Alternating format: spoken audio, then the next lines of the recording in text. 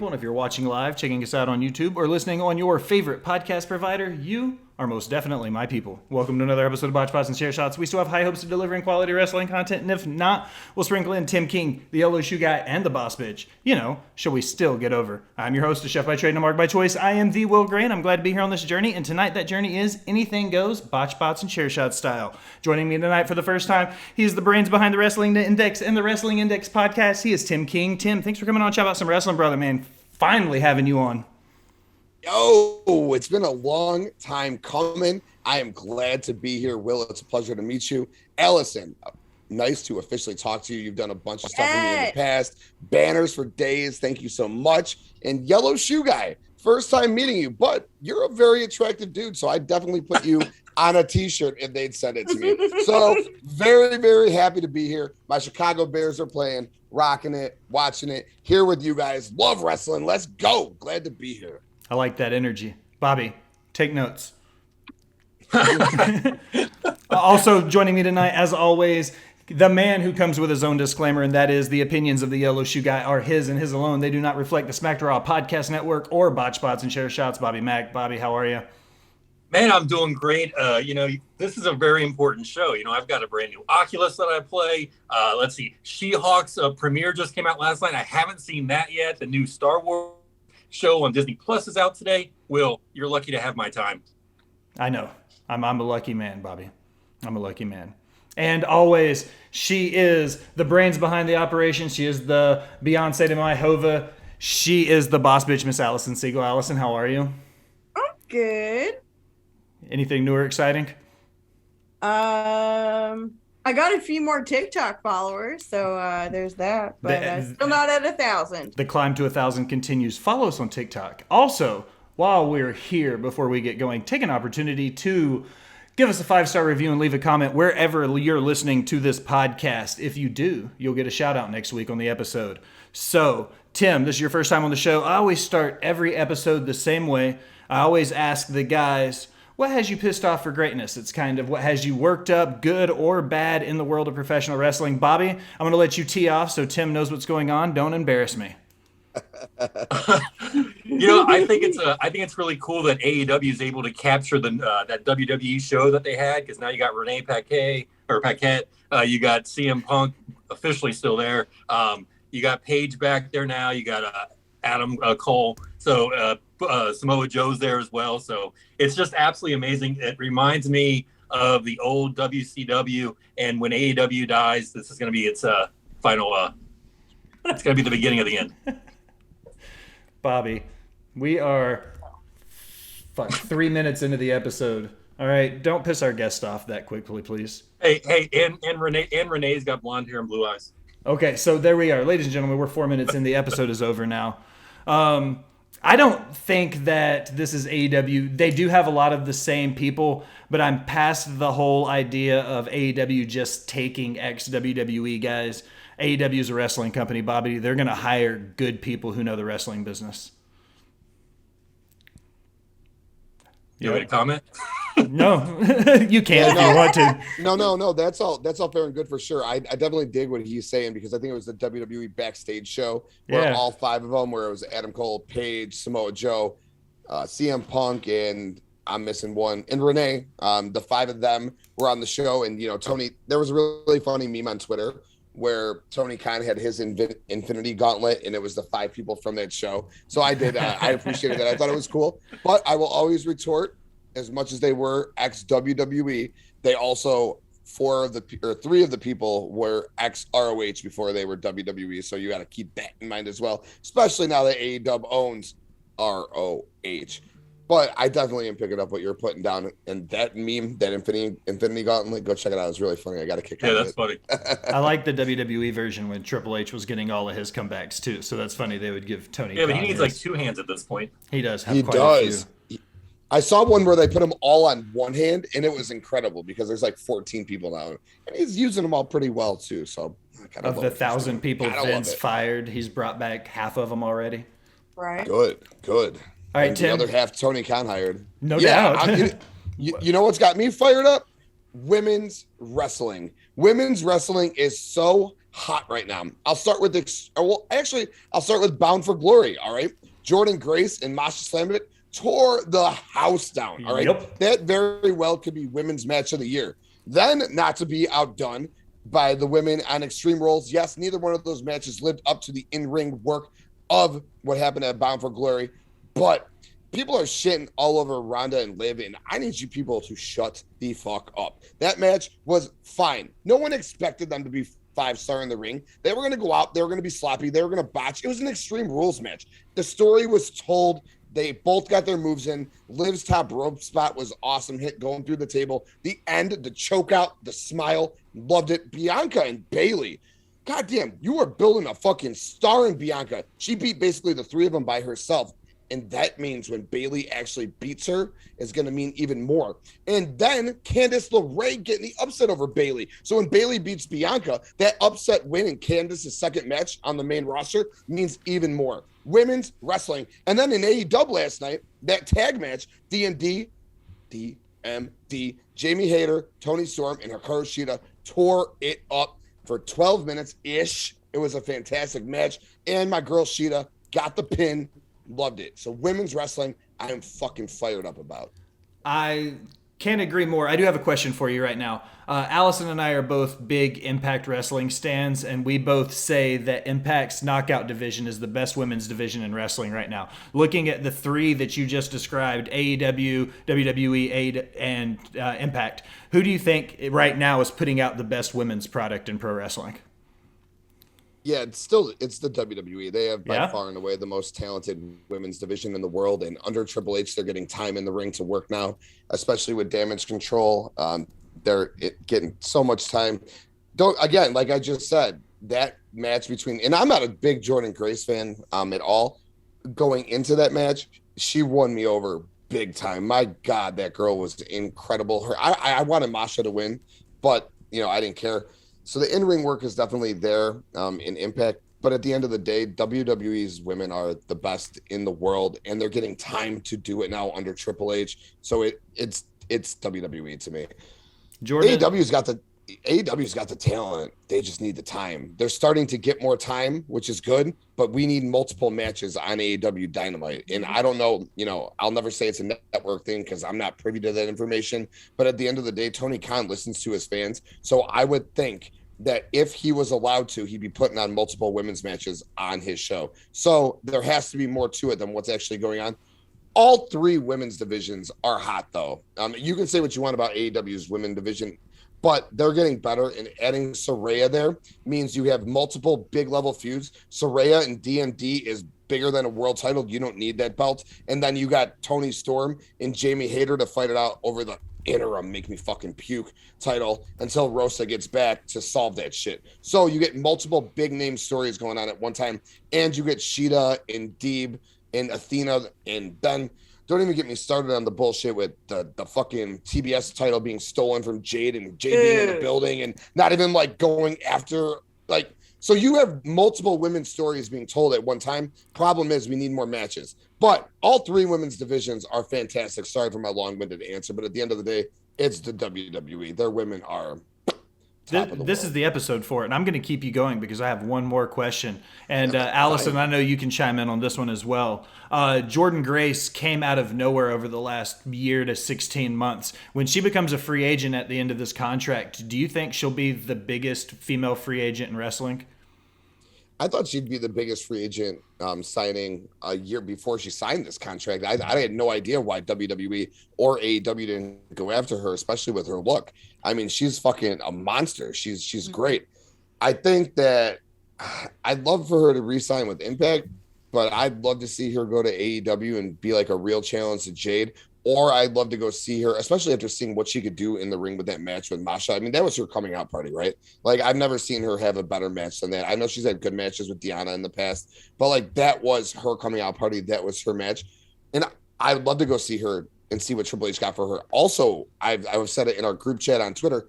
I am begging, pleading for Deonna Purrazzo to go to WWE right now. Nobody who has gotten released from that company elevated their name more than her.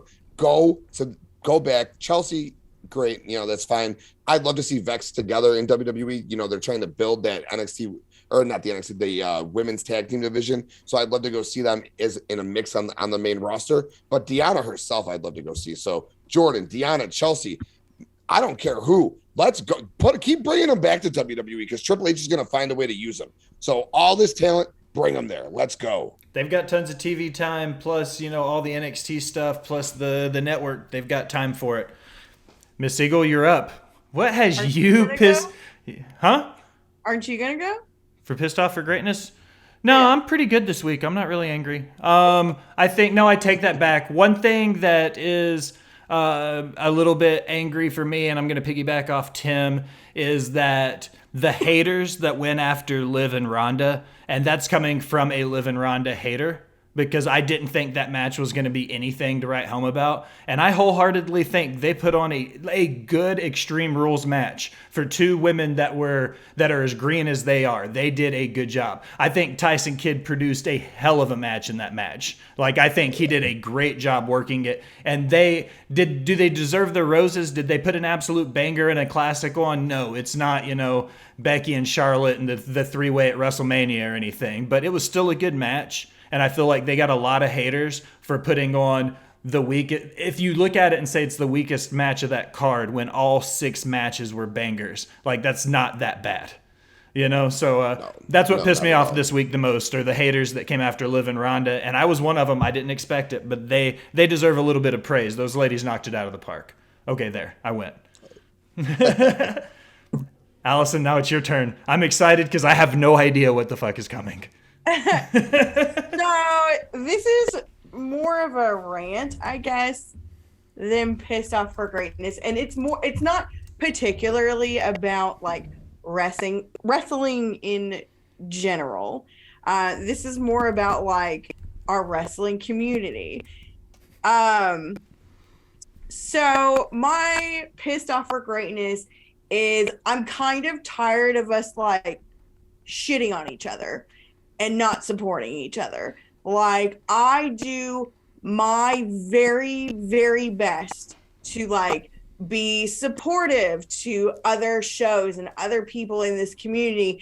And I feel like a lot of times I don't get the same support and respect back. Like, I feel 90% of the time, everybody only sees me as like, oh, she's Will's sidekick, blah, blah, blah, and like completely dismiss every opinion that I have. Like, half the time, like, if I say, oh, I think that they're fuck, I lost my train of thought.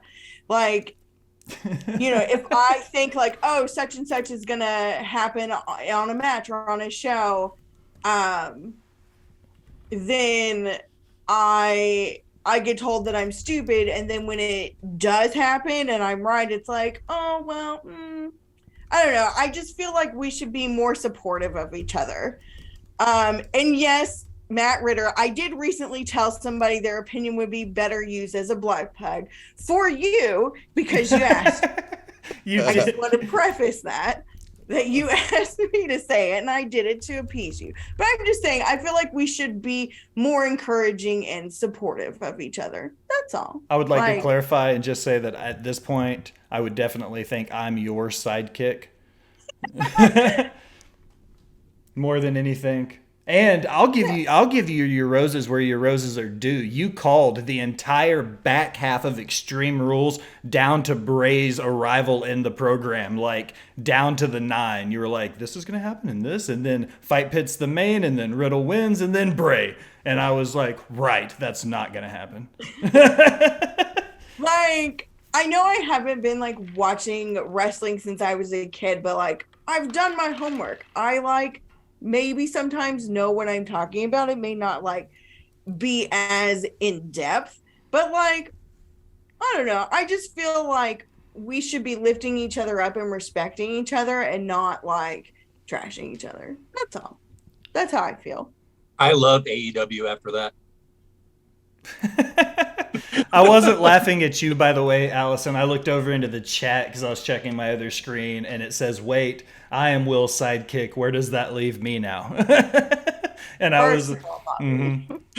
All right, well, Allison, since you took all the air out of the room with that, I'm going to send it up to you for news and rumors so you can get this show on the road. Okay, so my first news and rumors and headlines is the Good Brothers join AJ on Raw versus the Judgment Day. Do we feel like that we're going to have a New Japan crossover, or are they going to finish out their New Japan stuff, drop their belts, and only do WWE? I don't think it's going to move the needle all that much. This is a mid-card storyline with a bunch of mid-card guys where AJ should still be a main eventer. I think he's still got a couple more years left in the main event. Since Balor's taken over this whole thing, it's been pretty bad. Like, he just doesn't fit. Like, even that mask that he wore at Extreme Rules, like, it looked like, I don't know, the gimp from Pulp Fiction, like, was being like let loose. Like, that's what it was to me. They had a great past, but I don't see Gallows and Anderson really moving the needle all that much, especially with where this feud is. They're gonna have to bring in a female to be part of this feud, just to make the numbers equal. And then but the one thing that this could benefit is Dominic, because now he's being put on the same level as those other three. So he's got to be a viable partner at this time. But what female do you put with this group?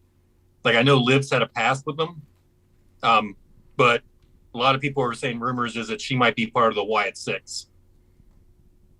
Yeah, I don't know that you necessarily need to have a female with this group. I think it's really, really cool. When I saw the rumors, dirt sheets, fuck the dirt sheets all day. The dirt sheets were saying all day that Gallows and Anderson were going to be on Raw. And I kept saying, and a couple of other guys were saying, how are they going to be on Raw when Carl Anderson is the New Japan Pro Wrestling Never Openweight Champion?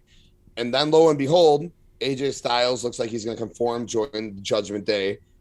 No, he's got more Good Brothers, and boom, and they got a huge pop. All right, the crowd was very into it, so they come out. There you go, big brawl. You got those three. You got the three in the Judgment Day. You got Rhea, obviously. You still got. I gotta, really quick.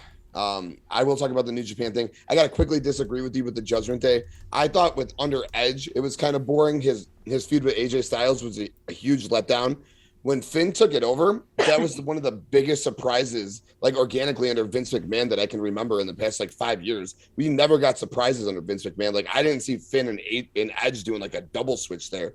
And then then at first it was boring, but now you have so many different levels and layers to the story. You got Finn and AJ. You got the Good Brothers coming back. You got Dominic and Ray. You got Rhea and her dominatrix relationship with Dominic. You got the stuff with Beth Phoenix coming back now. You have so many different feuds in between.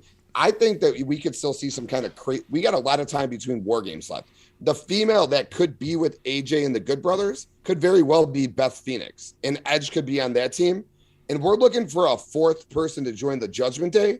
What if Rey Mysterio just conforms and joins the Judgment Day because he won't actually go after Dominic? And then you got Judgment Day and Ray with Rhea. We still get our intergender War Games match. And then you got AJ, the Good Brothers, Edge, and Beth.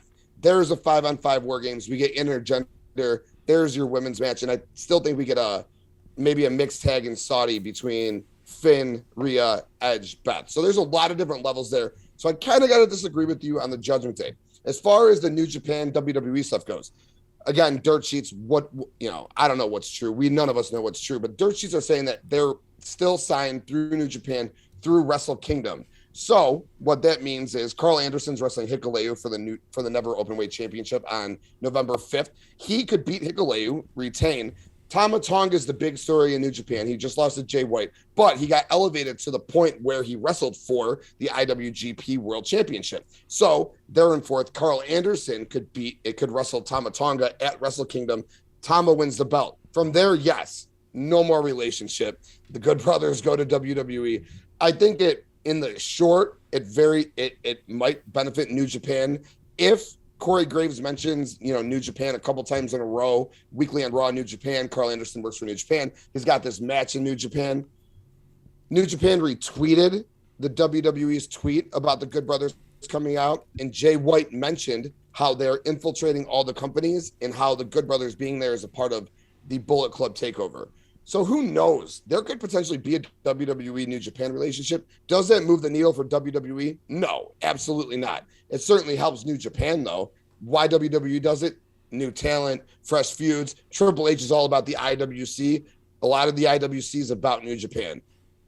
That's my take on it. Sorry again for the long-windedness of it. And I'm all fucking in on AJ versus Finn in a good, solid one-on-one feud, too. So sign me up for all of it. One of the things I would see with that would be the fact that you can't have a group of good guys outnumbering the group of bad guys. And I think that's the one thing. I think that you're gonna have to add more to the Judgment Day to make that feud really work. I can't see Mysterio ever being a bad guy. Right. I don't think he's ever been a bad guy his entire career. Never. Like the dude legitimately killed somebody in the ring and they still were cheering him. So I think it would be more like, do you remember when Bray Wyatt or Daniel Bryan was forced to join the Wyatt family, and he like wasn't a part of them, but he had to do the stuff, or like when John Cena joined the Nexus, it would be similar to that. Like Ray's he won't actually be a heel, but he'll be with them. Or I was just thinking while you were saying they had to add members, everyone thinks that Vincent and Dutch from the Righteous are going to be a part of this Wyatt Six. What if they're actually a part of the Judgment Day and they can add more beef and backup to that? Yeah, I think that's interesting too. And the fact that, Triple H could possibly be, open to a relationship with New Japan, and we already know AEW has a relationship with New Japan.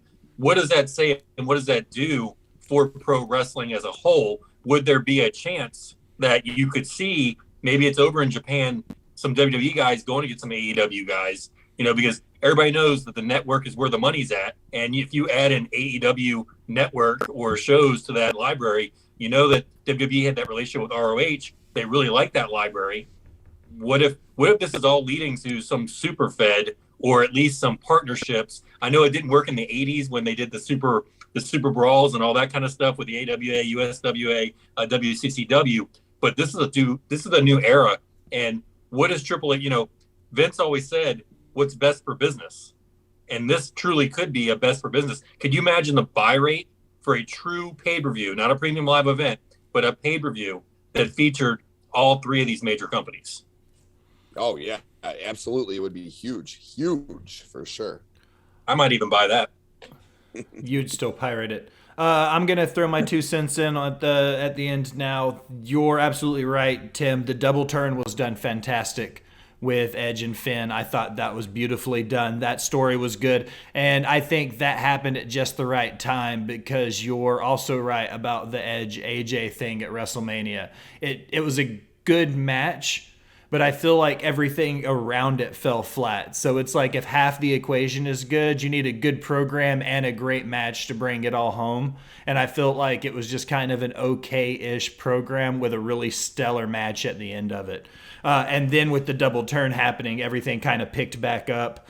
As far as the sponsor or the deals go between the two, nerding out, AEW just announced that they will have a working partnership with Noah now, as their New Japan contract expired.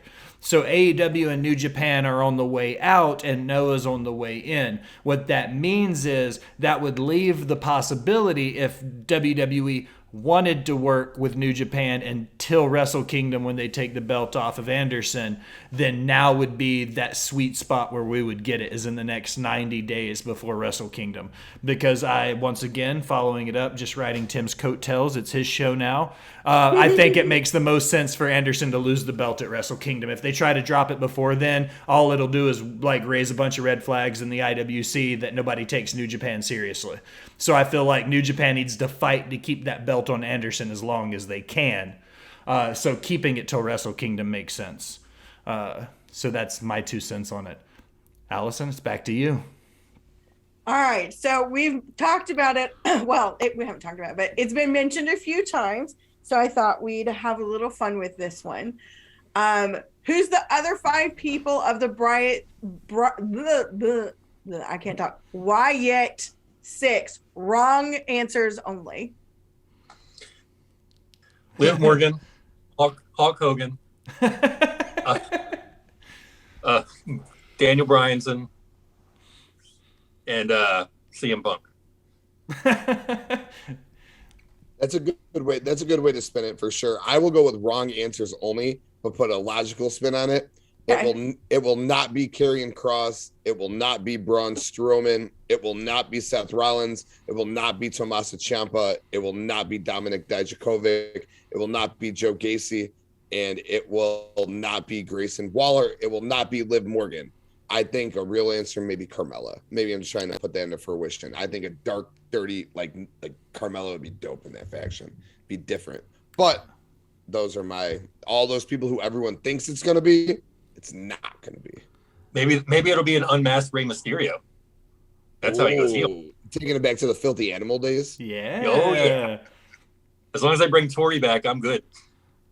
That was a dope faction with Kidman and K-Dog and Tori. It really was. Like it's definitely one of the most underrated factions. Eddie. Yeah. Everybody forgets about how badass Conan was coming out of Mexico. He was like the leader of the luchador like revolution. And when everybody saw your Psychosis and your La Parcas and all, your Rey Mysterios and your Eddie Guerreros, when all of these luchadors came through, like, Conan took the back seat. Not necessarily the back seat, but he started to age out as he got older in his career, and then all these luchadors came in behind him. And if it wasn't for him, like, we would MCLL AAA probably, like, he was such a founding guy of getting the luchadors into Mexico or into the US in the mid 90s. And he brought them in, yeah. And he wanted to put them over to make sure that they had a name and they were recognized. Plus, then once he turned on them and joined the NWO, no one was like, there was very few people in that stable who were more over than K-Dog. And then he helped make the Wolfpack relevant, and then he did the thing with the filthy animals. Like, yo, K-Dog, olale, my man, like that dude, he legit. You're right, Will, absolutely. Yeah, he understood American wrestling and how to get over. Like, one of the first things he did, he took his mask off. Yeah. And then everybody in WCW got pissed off when they took off all the other luchadors' masks, which that was kind of a failure. But at the same time, everybody was mad about it. But their leader is like, dude, I took my mask off when I got over here. That's how you get over. Like, learn to speak English and let people see your facial expressions. And that's what K-Dog did. Mysterio was fun with his mask off. Like, yes, he did look like a small child. Like what people say about Dominic now. At least Dominic's got the height. But yeah, dude, it was like it brought a whole new level to what Rey Mysterio is and was. And I think I look at that part. I know a lot of people say that's the downfall of WCW. I still look at that as good times. Like, I actually did enjoy WCW almost up until a dying day. I know I'm a rare breed for that. There were definitely some good, a lot bad, but there was definitely some good, and the filthy animals mixed in, and a lot of good cruiserweight wrestling all the way to the end. Even I can't remember the names. I'm sure you followed it, or you probably have a better memory than me. But the three, who was that? The boy. Yeah, I am old. I'm no. Bobby's old. That's why he isn't better. What was the boy band team? Evan Courageous, Shane Helms, Shannon Moore. What was their names? 3 Count. Three count. And they were feuding with Jamie Noble's team. Like, that was always, there was still good in-ring stuff at the end of WCW, for sure. No, there definitely was. Like, even like that young faction against the Hogan faction, when they actually started calling him Terry Bollea, like that, that later on, you look like 10 years later, and TNA Impact is doing the exact same faction, with the Millionaires Club or whatever they were being called, with Booker T. The Main Event Mafia is one of the coolest factions of all time, dude. I love that faction with Angle, Stinger. All right, we're way off, dude. Will, get us back on track. No, that's the whole point of this episode is literally we don't have anything to... Allison makes a list for the things to talk to. My notes for this episode are just a bunch of doodles. Yeah, just think yourself in a hula hoop and things are just spinning around. Yeah, we're just going to talk about wrestling for an hour. It's super easy. There's literally no plan. If we want to talk about luchadors for 20 more minutes, we can. Yeah, I go off. That's how we spend the Main Event Mafia, and I'm naming members. So yeah. No, I think that was one of the more underappreciated groups that came through Impact at that point. And I don't want to say underappreciated because at the time they were super over, people loved them. But when you look at the longevity and when people talk about great factions over time, they want, like, Main Event Mafia is up there because of the talent that they had in the group alone. Hall of Famers and world champions and multiple promotions all over the place. So, yeah, I agreed. Yeah, they're OG5 all world champions. Like, just such a sick stable for sure. Totally agree. Hal, what you Mr. got on the list? No, we're not done. You haven't done your 6. Oh, my Wyatt 6? I like Tim's idea. Is that a question? I like Tim's idea of going with people who I think they would want to be booked but won't have anything to do with it. I genuinely don't think Karrion Kross will be in it at all. I think they're trying to push him to be his own entity. And I think that looking at the way he is, I don't think he'll be there. I don't know. I have to disagree. I think for some reason in my gut, everything that I've heard and pointed, I still say Grayson Waller's in this group.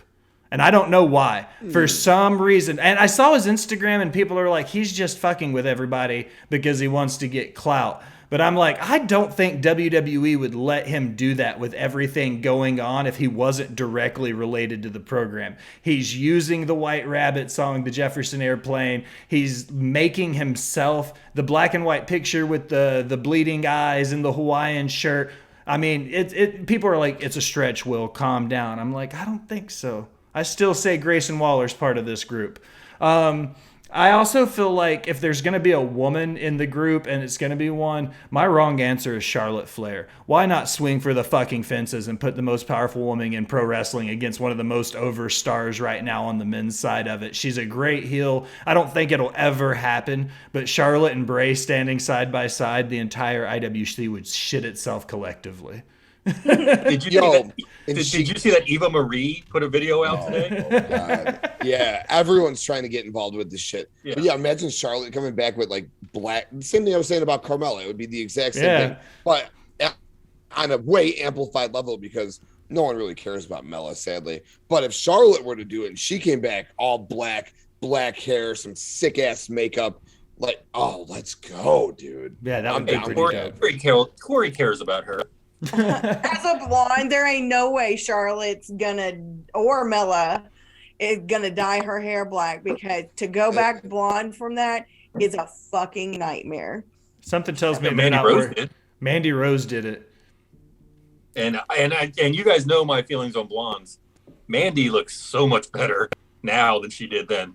I think Mandy's 1,000 times more over since her NXT run. She had the same thing that Finn had. People were like, she downgraded to NXT. No, they went back to a program where they were comfortable. Finn was like, the difference between when he went to black and gold, he said working for NXT black and gold was similar to being on like being in the theater side of things, you know what I mean?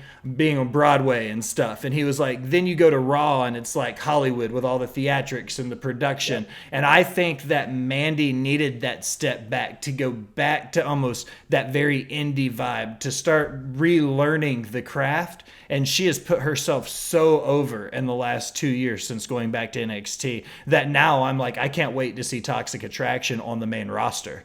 And Mandy Rose was at WrestleMania 2 years ago. You're spot on. She's never been at this point in her career. This is by far and away she's ever been. She was never a worker. Mandy Rose is a fucking worker now, and I don't care what anyone says. Watch her matches. She fucking performs. And her spots, that V trigger she throws is fucking dirty. I'm not going to say it's better than Kenny's like a lot of the IWC is. But damn, that girl is out there working and performing. Everything she's done. And she elevated JC and Gigi by just being with her. And look at how far they've come. And then Sonya's showing up on NXT this week, being with them. The four of them, I love factions. I'm all about factions. That's why I think I love AEW so much, but they ain't do shit with their factions. But I love factions, all right? So you put these four women in a faction, or you don't even need Mandy to go up yet. Gigi and JC are ready to go up. Go put them with Sonya on SmackDown. Mandy does her thing for a little bit. She loses the belt to Kaylee Ray. or Alba Fire, whatever the fuck her name is now, and then Mandy can go up later and join them. But goddamn, she has elevated herself tenfold. Like Finn was there, lost it, then re-got it. Mandy really never had it, got sent down, so she was degraded in my opinion. But fuck, capitalized huge. Yeah, yep. she was a small fish in the ocean of the WWE, and now she's the big fish in this NXT lake.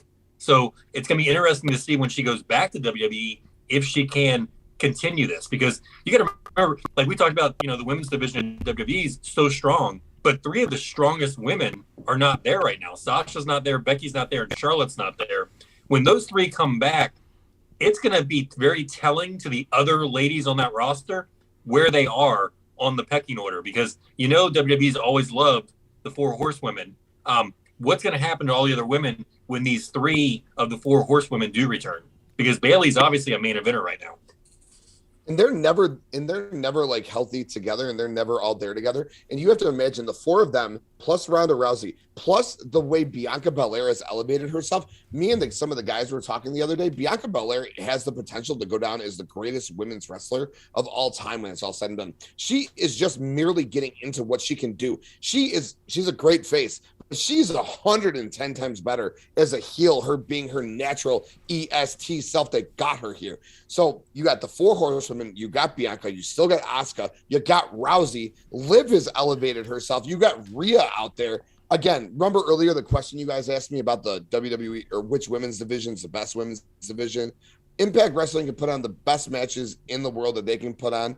But at the end of the day, the talent in the WWE's women's division is, and I didn't even mention the EOs and Dakotas and Candices. There's Shayna Baszler. There's Raquel. There's so many women. God, what a good time for women's. Again, what I start the show with, what's got me hot? Women's wrestling. Especially just, look at the get rid of that. Get rid of that tank. It gives Shotzi. I mean, no disrespect to Shotzi, but she ain't the greatest. All right, she's got a unique look.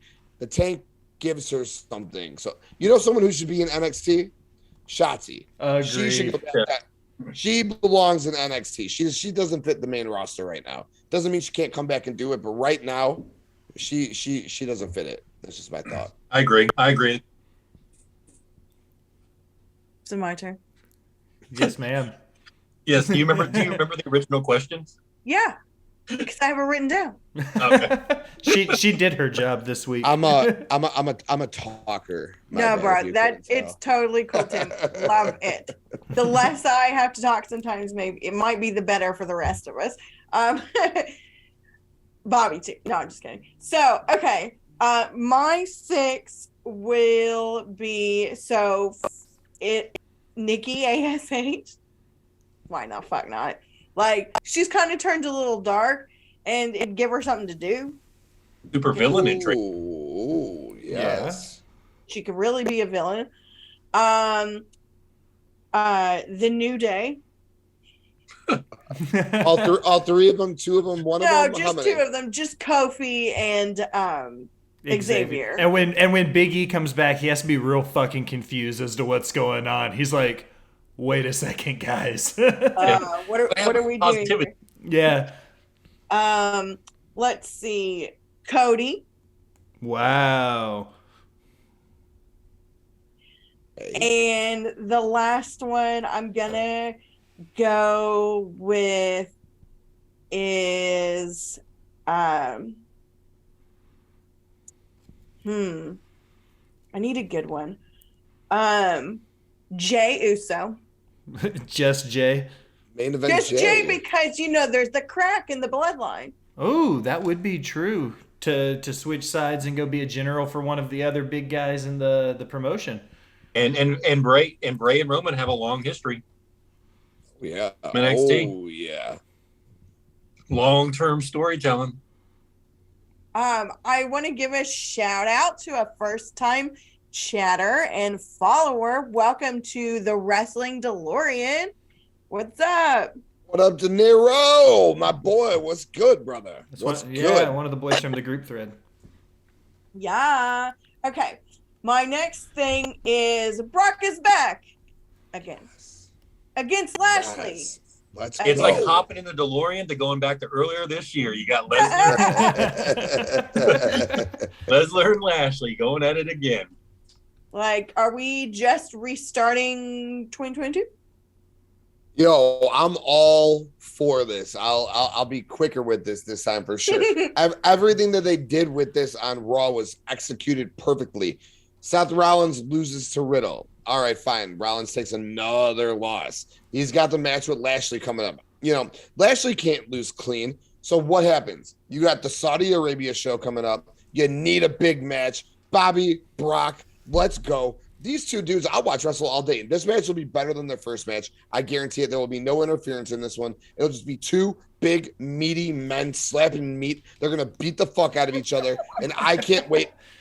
And what was done in the process of it all was Brock costing Bobby the U.S. title. Bobby, you know, the U.S. title is the U.S. title. Under Triple H, like we said, he elevated these mid-card titles tenfold, which is great. I still thought that Bobby was way bigger than this belt, and I think Seth's bigger than the belt too. But Bobby couldn't lose clean to Seth, no matter how good Seth is. I think Seth's the number 2 guy in the whole promotion. But Bobby can't take a clean loss to Seth. So Brock fucking F5 into Kimura. Bobby's still kicking out of curb stomps, fucking pedigrees. God damn, Bobby Lashley's the fucking man. I can't wait for this slobber knocker in Saudi Arabia. Plus, it'll give us Rollins versus Riddle in Hell in a Cell in Saudi as well. So all this did was fucking build 2 stories at one time. Let's fucking go. Papa H, telling stories. I love how you put Bobby over, because I put Bobby over all the time. Love Bobby, dude. I love me. Oh, Bobby, shut the fuck up. Yeah. This guy. Yeah, no, I think this match will be awesome if they let these two go out there and shoot a little bit and actually have a hard hitting match, kind of like what Lesnar did with Randy Orton, like that kind of like realism in the match. These guys, you know, can take a punch. They both done MMA. Like, let them go out there. Their amateur backgrounds. Not just be a professional wrestling match. And you know what? Some of the fans might not enjoy it as much, but hell, if you're an MMA fan, if you're a real, amateur wrestling fan, that is going to be like, that's going to tear the house down. Like, if I see a legit like fireman's carry, I'm like, oh shit, he really got in and was able to hit the move. Like, yeah, that's what's going to tell me, like, you know, what it is. Because as big guys, I don't see either one of them really like working with bigger guys, because the whole point of being a bigger guy is, you know, you work with those smaller guys. Like Lesnar with AJ was phenomenal, no pun intended, because he was able to throw them around. So with 2 big guys, that's the fear is, okay, is this going to be a boring match, or, you know, can these guys actually show their athleticism and their real life, how great they are at being amateur wrestlers and being MMA stars and being able to turn that into a pro wrestling match and make it entertaining. And I think the Saudi crowd will go for it. I think that Brock is the perfect example of the Saudi prince looking at WWE like an a la carte menu. Dave LaGreca said it on Busted Open, I think yesterday or the day before. He was like, the prince looks at WWE like an a la carte buffet, and he goes, this year I want some Brock Lesnar and some Bobby Lashley. And Dave LaGreca hit it, you know, the nail square on the head, because it's a paid show. They're going to get whoever they want because they're going to buy every ticket in the house. So WWE knows they're going to sell out no matter what. So they're going to put their biggest and brightest out there. Seth Riddle and Hell in a Cell has pretty much all but been written for us already. And now the U.S. title being added to it gives them gold on the line over there. That is a match that could go either way. We could see Riddle take the belt off of Seth and it not be an issue. We know Logan's not dethroning Roman. You know what I mean? A lot of this stuff to us, you know, the American fans are like, it's going to be a semi-decent match, but we know Logan's not going to win it. A Riddle-Rollins match in Hell in a Cell in Saudi Arabia for the U.S. title, that could be a 50-50 crapshoot, and we could get, you know, a repeat of Rhodes-Rollins all over again if those 2 guys decided to show up to work. Yeah, one of the best things about working a botched show is when these guys already obviously have, you know, guaranteed money, but working a botched show like back in the day, dude, like that's, you just go in and just have fun. Like it's like a house show. Like it's just totally fun. You do whatever you want. You take the gloves off. That's why I think that they should really let these 2 guys just take the gloves off and just go for it and just have a rough ass match where they beat each other up, and you know what? There might be blood. Authentic blood is good blood. You don't need blood every week, but if you get like a match like this having a little bit of blood, like if Bobby busted Brock open, I doubt like Brock would ever allow that. But if Bobby busted Brock open, oh man, I love the blood. That's some good.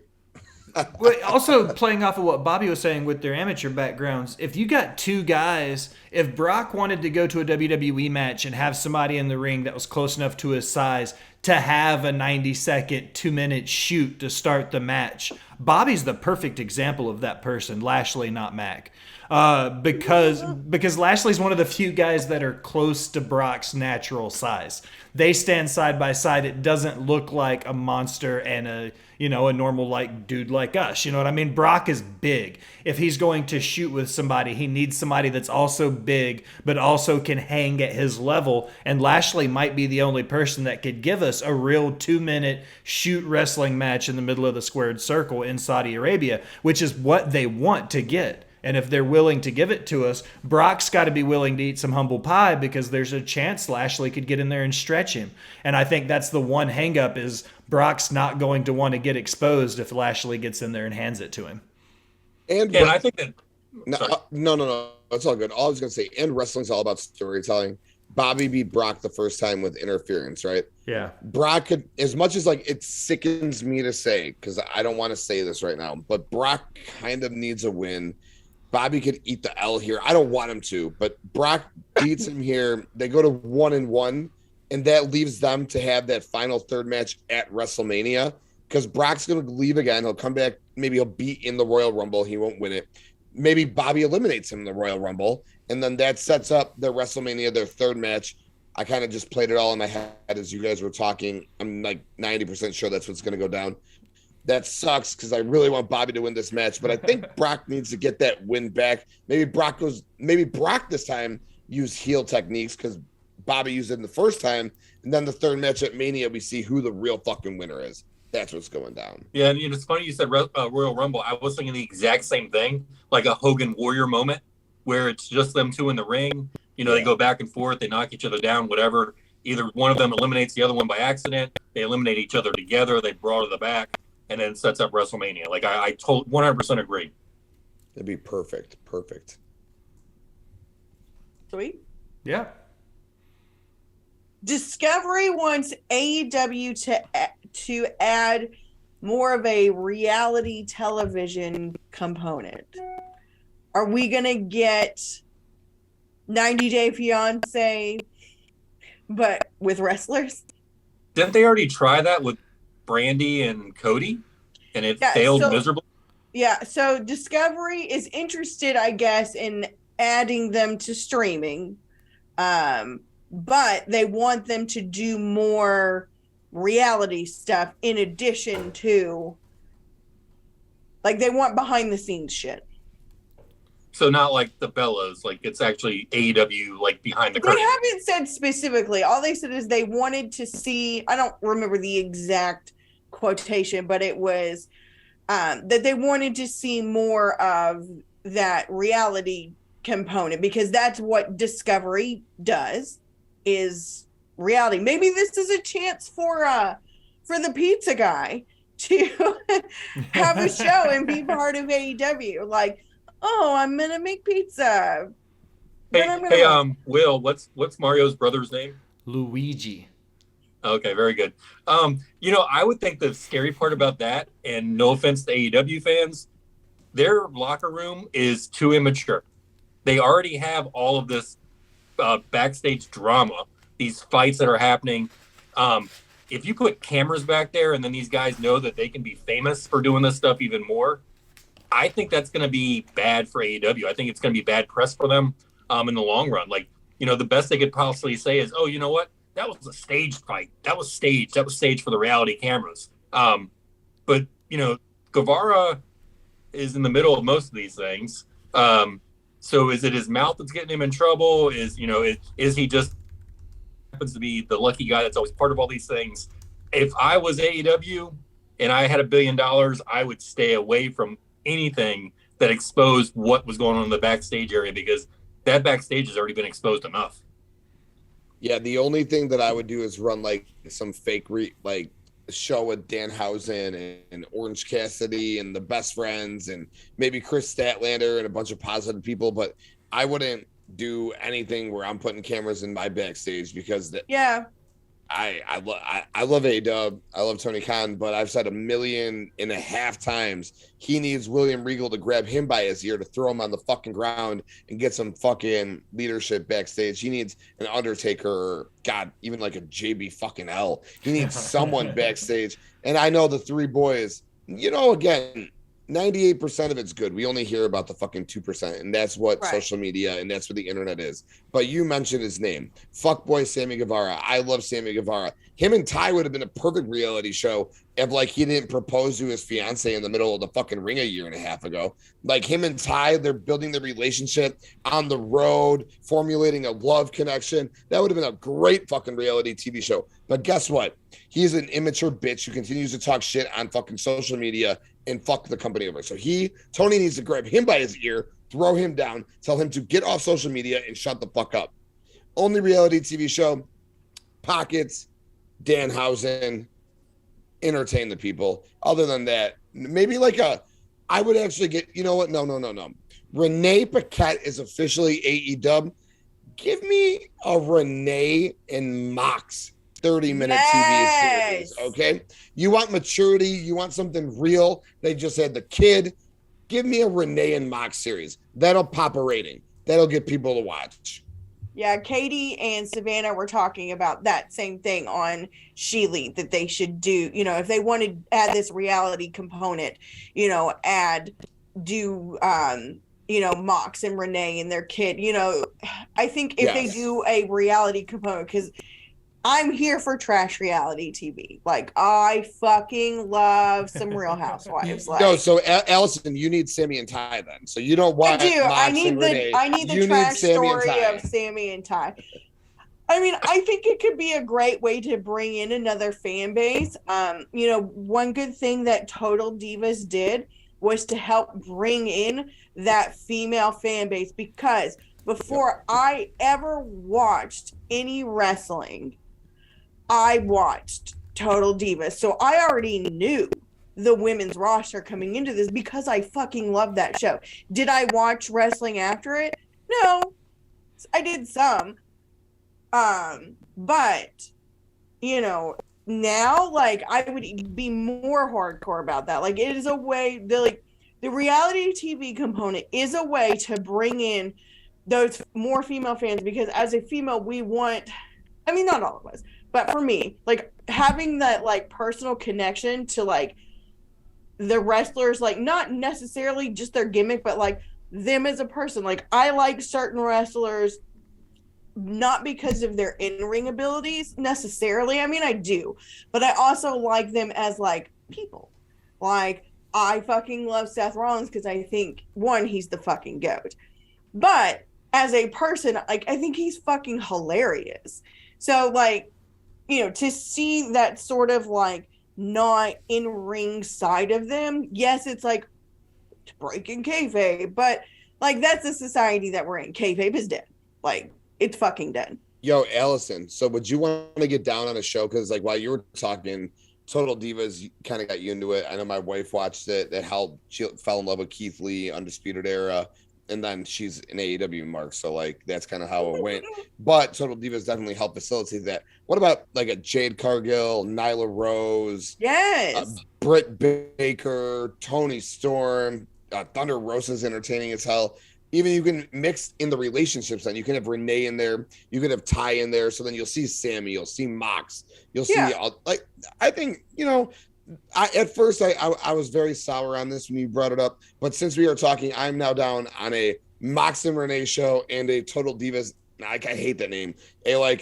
All elite women's wrestler fucking reality TV show. Bullshit. Matt Ritter said it should be called AEW Heels, high heels. That'd be such the cutest little name. Brandy already had that show. Brandy already had that show, didn't she? They never used it. It wasn't a show. It was a cool way to infiltrate female fans for sure.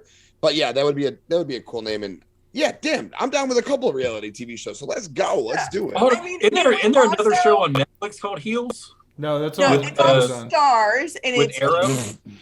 Stephen The guy from Amell. Arrow? Stephen Dude, Amell. that show is fucking fire. Don't you shit on that show. I've never seen it, so I don't know. Like, You my need to fear watch would it. be It's so good. if they tried to do a reality show with a couple, then you've got to be compared to Ms. and Mrs. And I think that Moxley doesn't have the personality for TV. With that, But you know what he's like at home. Yes, I do. How dare you? Because we all know you're a regular at the Moxley family dinner. Yeah, but even like doing like a thing like Austin Gunn was on a reality show last year where That farmer show. Yeah, and it was fucking dope. Like, so he was on there with a bunch of other like celebrity kids. They were working on a fucking ranch. Like, you see him being real and raw, and him talking about like how like not super great his relationship is with his dad, and then it's only great now because they're in the business together. So like seeing the dynamic of him and Colton and, you know, all of them together would definitely be really cool. Like, I know, like, you know, Daddy Scissors is an enemy right now, but you know, I think it would be a cool dynamic to see. I love shit like that. I think that kind of shit. The show I would want to see from AEW is like a Legends House. Like, I'd like to see Sting living with JR, living with Tony Schiavone, you know, Arn Anderson's in there. You know, I'd love to see that, and like maybe Darby Allin is part of it because they're just watching him fall off the roof just to fall off the roof for fun. And they're just like, what? Why are you doing that? Like, that's the AEW reality show I'd want to see. Ritter says, acclaimed, best friends, Renee and Mox, Danhausen, all solid choices for reality TV. Then he said they could do a show called Soft Enough where indie wrestlers compete on dark for a contract. You know? I like the idea. Not mad at that. I like the idea of AEW maybe branching out and doing more non-wrestling wrestling content. Some of these indie guys that came through AEW, some of us don't know them as well because not many of us knew PWG or MLW super well 5 or 6 years ago when some of these guys were coming through. Not necessarily that fucking, you know, Ray Phoenix and Penta need a biography, but maybe some sort of program where we get a little bit of an insight as to who these guys were before AEW. You know, I know who Penta was, but a casual AEW fan's not going to have a fucking clue about AAA. You know what I mean? Like, I think AEW might be getting to that point because there's enough guys now coming through that company where people aren't going to know Orange Cassidy came through Limitless or something. You know what I mean? Like, people aren't going to know that. So I think we might be... one of those important things. Like, my grandparents always told me to get it. Shut the fuck up, Bobby. We're talking about real professional wrestling. You're as bad as Ritter is when he calls New Japan fan fiction. And then you're like, AAA, that's for my car insurance, right? They'll fix my flat for me. Roadside assistance. It's a way to get to know these wrestlers that we're not super familiar with or don't get enough TV time. It'd also be like a great platform like for Nyla to talk about like what she has gone through in this industry, to like see that side of her, like her struggles and, you know, what she deals with being, you know, a trans person in this industry. Like, I think it would be a cool perspective. So devil's advocate, I do think that story would be interesting, but you know, when guys went to the WWE, WWF back in the day, you didn't necessarily know who Kurt Hennig was, but you learned about Mr. Perfect through vignettes. Like, why aren't we concentrating on vignettes and developing our wrestlers, our performers on our wrestling show instead of having to do another reality show or something like that? Because when it all comes down to it, you've got to, like, they've got to get over in the ring. They've got to get over with the, you know, fan base. Ted DiBiase, he was known regionally, but when he got to the WWF, all of a sudden the $1 Million Man was one of the most despised guys in the ring, and he'd never even stepped foot in a WWF arena yet. Like, so why aren't we building that? Like, why aren't we building our false reality of who these characters are and not putting them on TV AEW, they do debut a lot of guys, and it's a lot of cool stuff, but it's like they start them all at the main event and then they work them down the card. Like Jay Lethal is one of those guys. Like we were all excited when we saw Jay Lethal come on to AEW national TV, and the guy just keeps losing and they keep knocking him down the card. And now all of a sudden, like, we're supposed to care about him because they depend too much on the IWC. They depend too much on the, hardcore fan when they're on national television. This is a casual fan market on national television. The IWC is something totally different. So, yes, I like the idea of some of the reality shows, but my reality is let's concentrate on our main show and what we are, which is all elite wrestling. So let's do that. I mean, but in 2022, in the era of everything is on social media, you take a shit and you fucking post about it on Facebook. You know what I mean? Like, it doesn't work though. I've tried. I got like 0 followers. I'm just saying, it was one of my worst TikToks. People want that reality. They want that personal connection to these people. Like, yes, in the 90s, in the 80s, they were able to build that in the ring, build those stories, but like, and it's not that people didn't know that it was fake then, but you know what I mean? Like, now that we see, like, with social media and with all the things, like, we get a glimpse into these people's lives. And so now people only want to connect with people that they personally feel a personal connection to. Like, most wrestling fans like a wrestler not because of their abilities, because let's be fair, Bobby, if we only liked people for their abilities, you would not like Hogan. Correct. But I digress. You like him because Allison's on a roll tonight. I know. You like him because of that personal connection that you have to him, what his character and his person means to you and means to your life. I like that you brought up Hogan because I'm very connected to his character. When he went on reality TV, it destroyed his character. You. But I'm saying, like, this age. For me, it was for a lot of people. He got taken off WWE for a long time. But you know what I mean? Like, but same thing with Flair. Flair's the same way. Like, the more you learn about Flair's personal life, the less likable he is. Jimmy Superfly Snuka. There's a ton of people that I can name that I'm not supposed to because Will doesn't like when I talk about them. But pineapple. Yeah. So sometimes, that Pandora's box, the backstage, I don't want to know how David Copperfield performed the trick. Like, one of the best shows I see, like, that's out there is that one with Penn and Teller, the magicians, where they try to figure out the trick, but they don't tell you the trick. Like, they don't tell you the backstory of the trick or how it's actually done. They say key words to the magician that tells them, oh yeah, you know what? I know what your trick is. Like, I don't want to see the curtain fully exposed.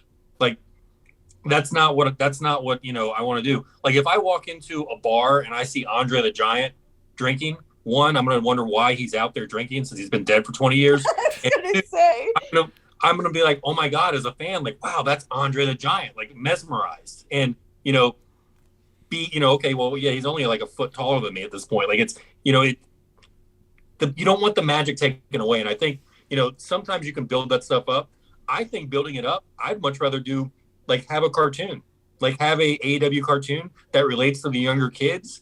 And all of a sudden, when they see these true superstars, on TV or in reality, they're bigger than life. And I think the video game's going to help them with that. I think probably more than what a reality TV show would. Unfortunately, I just don't think there is that magic anymore. For kids, the magic is a Roman Reigns. He's a superhero. A John Cena. He's a superhero. But with social media, I've said this 150,000 times. The internet and social media ruined wrestling.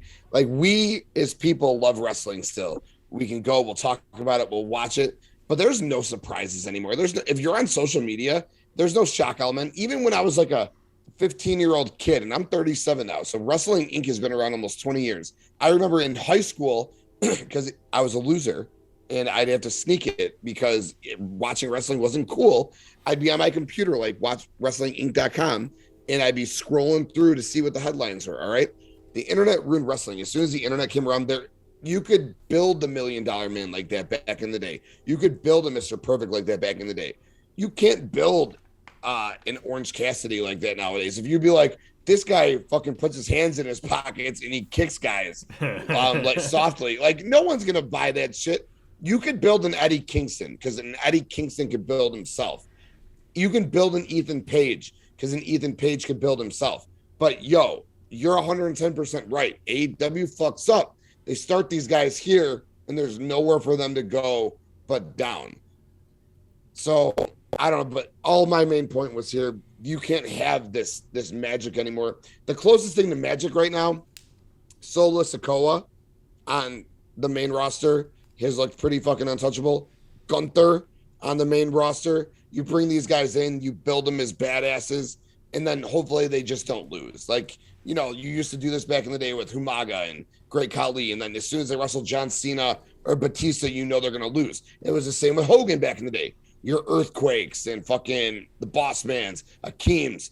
But when we were kids, and we're probably close to the same age, say your prayers, take your vitamins was special. We didn't know Hulk Hogan was a racist cocksucker. We didn't know Ric Flair was a fucking piece of shit. Like, yo, Hulk Hogan, one of my favorite of all time. All right. Like, Ric Flair, one of the GOATs. But our heroes, I say, compared to basketball, okay?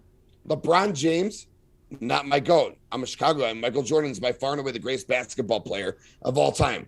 LeBron James is a hero, though. What he does for people, kids, he builds colleges, funds. Michael Jordan is a womanizing, gambling piece of shit who got his father killed, okay? And that's fucking facts. If social media was around in Michael Jordan's day, people wouldn't rebel Michael Jordan.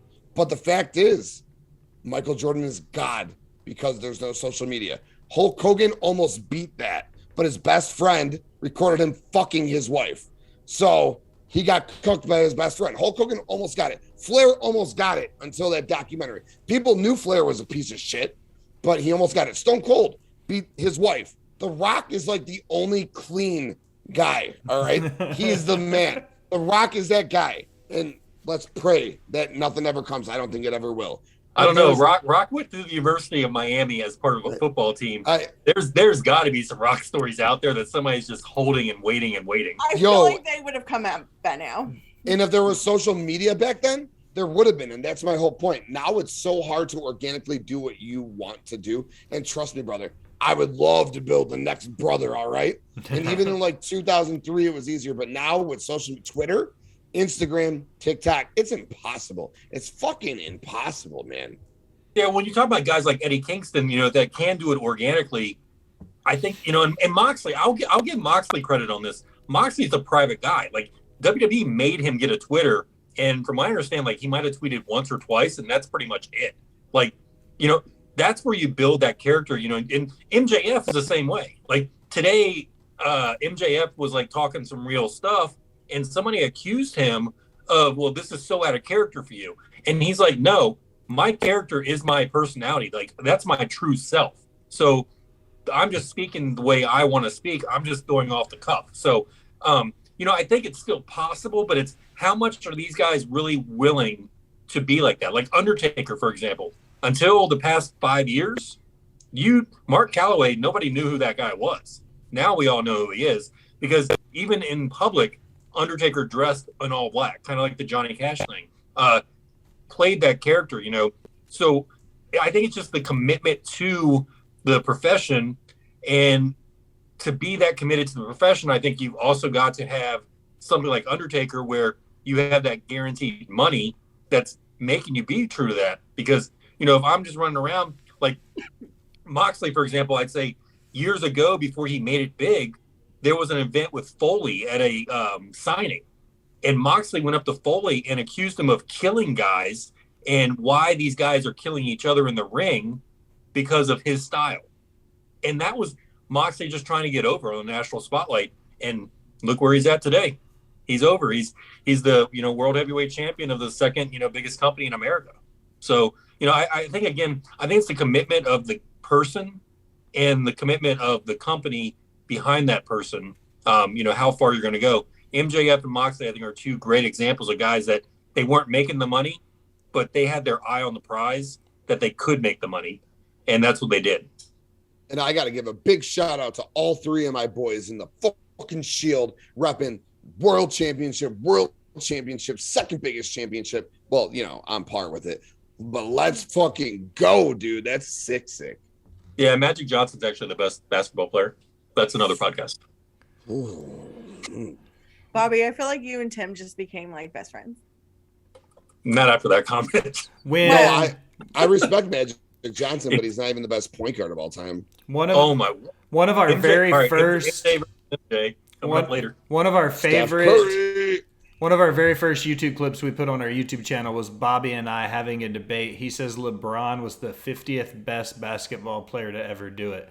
And I was like, can you name 49 other NBA players? Not 49 NBA players that are better than LeBron, but can you just name for me 49 NBA players?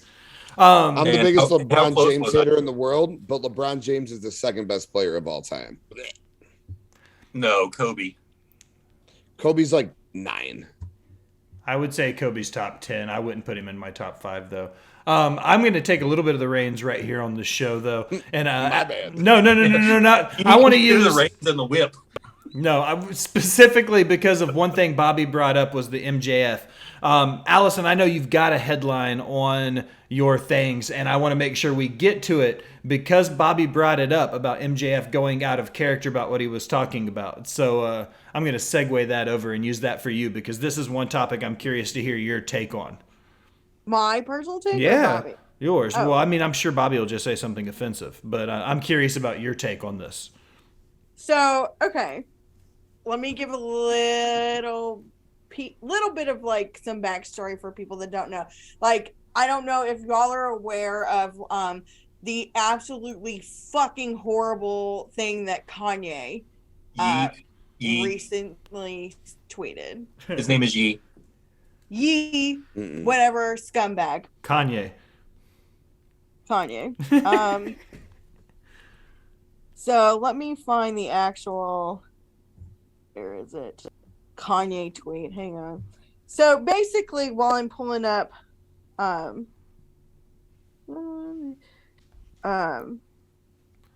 can't do two things at once.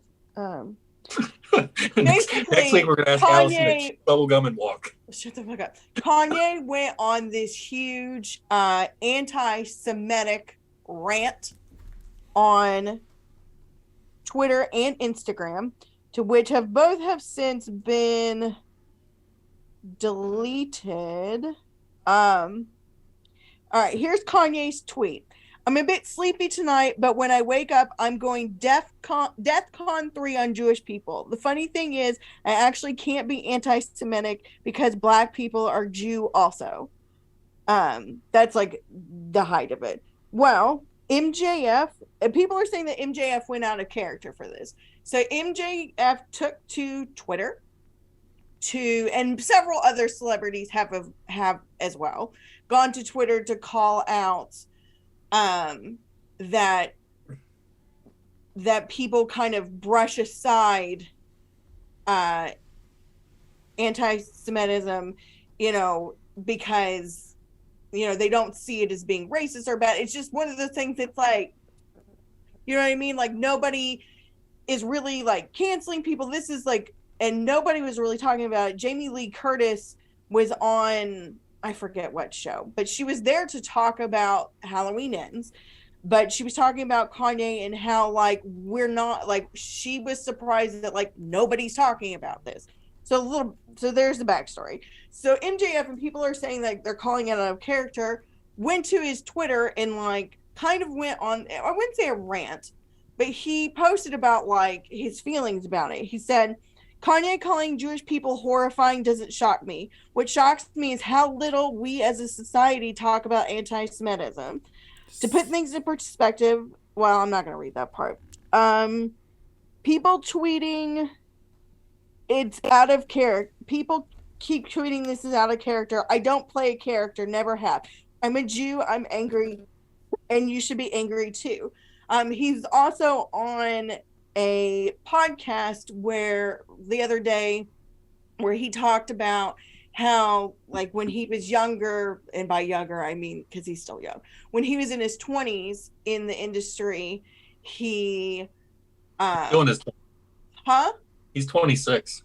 well, yeah, right, but when he was 20, a guy keyed his car because he didn't like that he was Jewish, and like he went on this whole like thing about, you know, how like it's actually happened to him several times, and he's dealt with a lot of this in the industry. You know, I brought it up in some other conversations, like, do you feel like this is something that, like, you know, I don't think it's out of character for MJF because he doesn't hide the fact that like he is the Jew and he's proud of that. You know what I mean? But like everybody's like, "Oh, this is so out of character for you." I mean, do you think that it is? And do you think that this is something that should not continue to be ignored? So I listened to the podcast he was on. I guess I'll be serious for a minute. You know, he cut his teeth in wrestling in New York, and New York is got a lot of Jewish people up there. So I think the person that and I'm not saying that this justifies whatever this person said, and definitely not keying his car. You know, he did use a, I guess, quote unquote racial slur at this point in time, calling MJF a name. Look, Will was probably nervous right there. I was going to say the word. God, Bobby, I'm literally like on eggshells right now. Yeah. So being in New York, I would think that whoever this guy was, and MJF didn't want to say his name because he doesn't want to make him famous off of this, that the guy knew how to push MJF's buttons, and that's what he did. And that, again, get right. You know, it doesn't make it right at all. If MJF was a different, you know, nationality, you know, if they called him other words, it wouldn't make it right.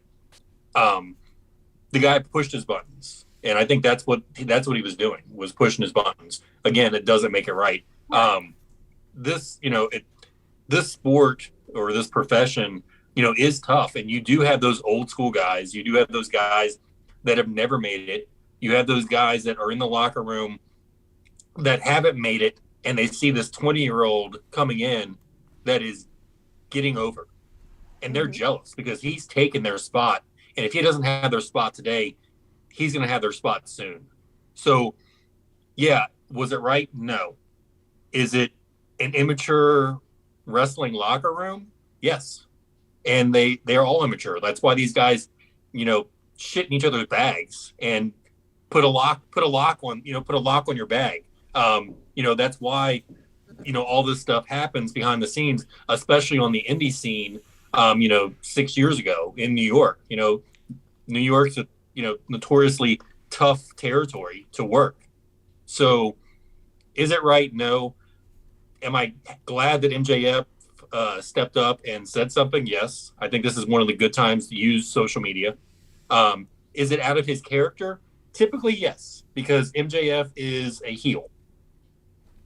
But he is himself, like he said today, or when he said these comments, was he speaks his mind. So is this more Maxwell actually speaking? Like, is this, you know, the true person behind this? What is it? Maxwell Tyler Friedman, I think is his real name. Friedman. So yeah, this is Maxwell Tyler speaking, not Maxwell Jacob speaking. And I agree with what he said. You know, I'm sorry as a human that this would happen to him. And it's one of those things that shouldn't happen. But you know what? If I can push your buttons, I'm going to push your buttons as far as I can if you piss me off about something, as some of you might know. So you know, it's good for him for speaking up. I'm happy that he spoke up. I just think that maybe, you know, Maxwell Tyler needs his own social media, and Maxwell Jacob could have his own. And again, this is a separation of church and state, where I don't need the reality TV stuff. Just give me my character MJF. Well, he says that he's the same way that he is in the ring in real life. Like, it is not a character. Like, the only thing that's different is his middle name.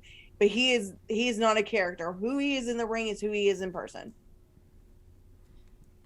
So what I'll say to all of this is, and I missed. I do apologize. I had to step away for like 2 minutes. I didn't hear what MJF said, or what he had to say. I kind of got the gist of it. Yeah. He basically like said, what Kanye said is awful, and that we should stop ignoring this kind of behavior. Like people, he defended his culture.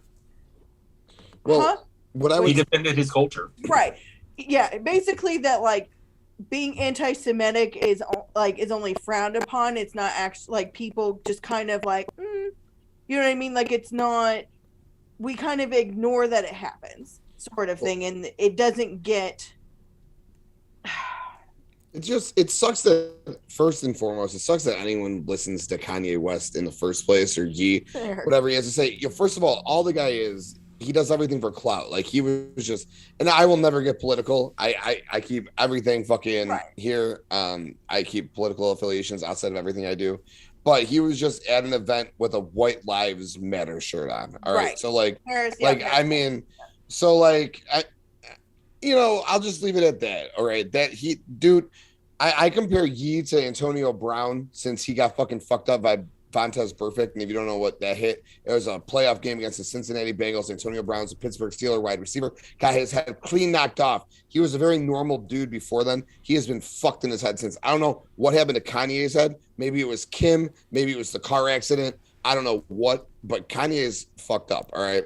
Yeah. Whatever MJF said on Twitter to support him and his people and his religion. I'm fucking all for it, dude.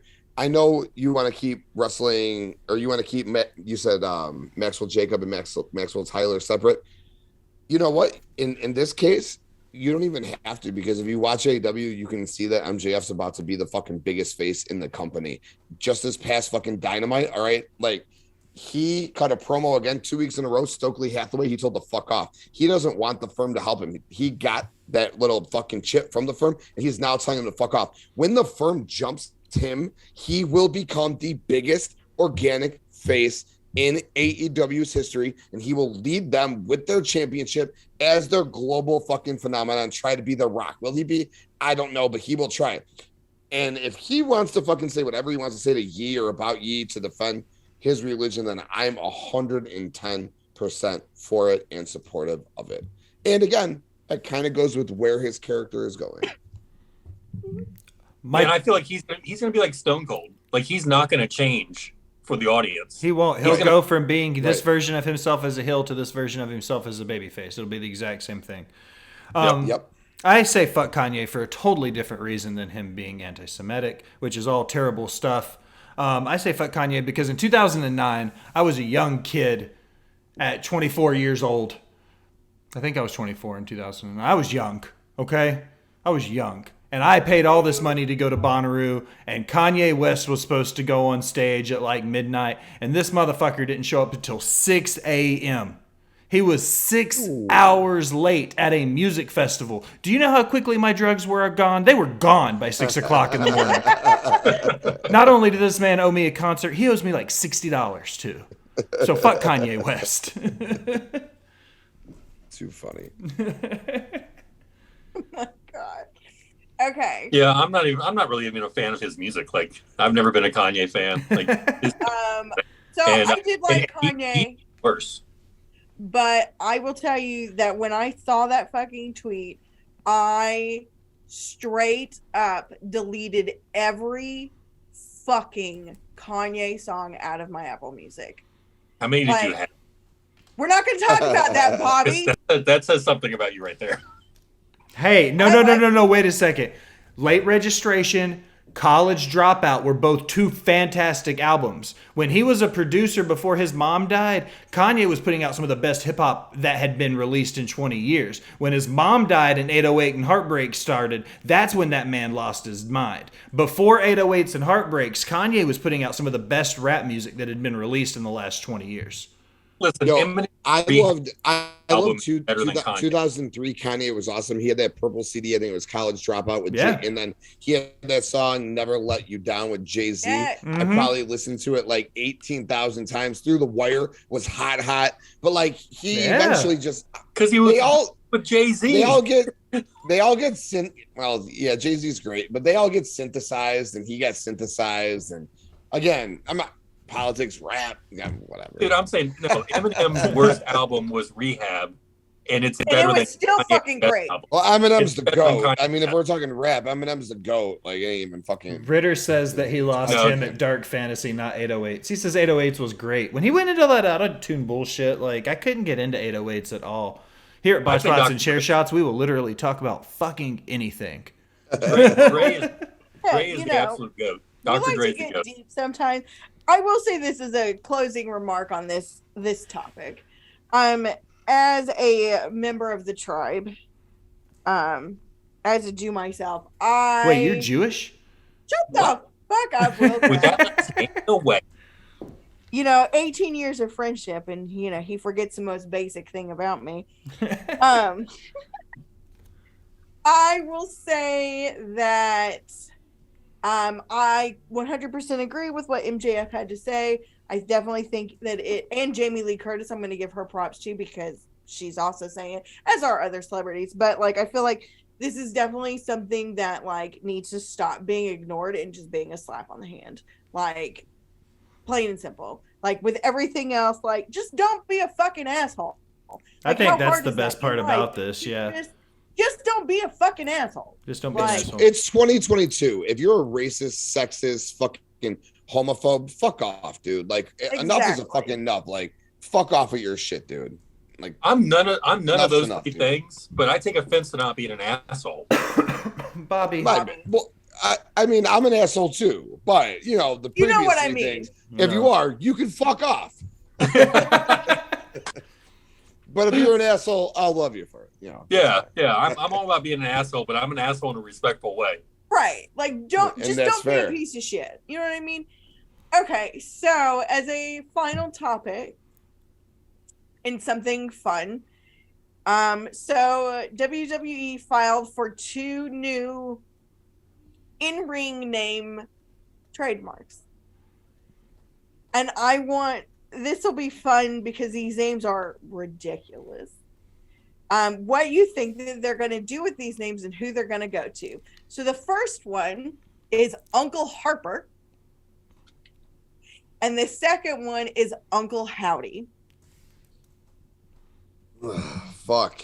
I don't know. I think I don't know. It might have been Will or Dom in the chat who said anything having to do with the name Harper is probably in bad taste with any wrestling company at the end of the day, especially WWE.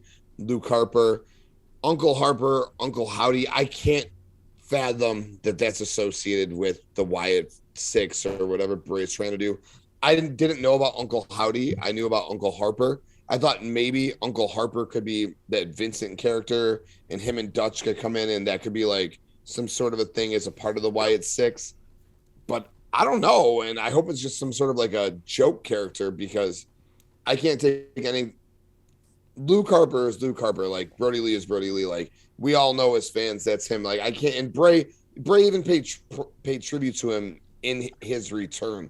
So like I can't see him doing anything to that Luke Harper name. So I don't think it has anything to do with the Wyatt 6. Who it actually is, I don't know. I think it would be more of like a goof than anything, especially after you said the howdy part of it.